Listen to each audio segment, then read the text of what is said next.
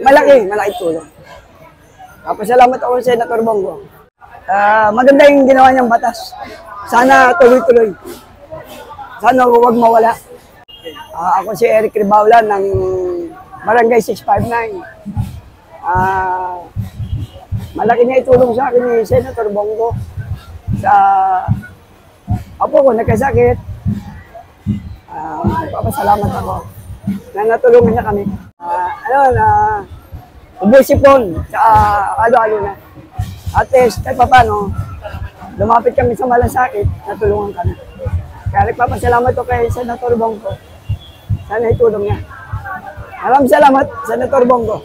Sir, paano niyo nalaman yung malasakit center? Hindi, meron din eh. Kaya sa ospital. Saan hospital? Montalban. Ilan taon na po yung apo niyo? Nasa ano niya siya, 4. Kailan na? Babae. Na-admit pero sandali lang, hindi siya nagtagal. Nasa mga 5,000 lang, ganun lang. 5,000, pero hindi naman sa atin. Pero lumapit kami kahit paano, lumapit kami sa malasakit. Pero napakalaking tulong na niyo. Malaki tulong. Pasalamat ako sa Senator Bongo. Okay.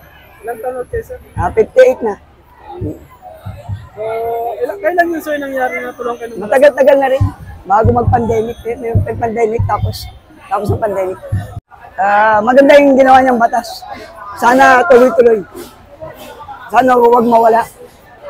Okay. Yun lang.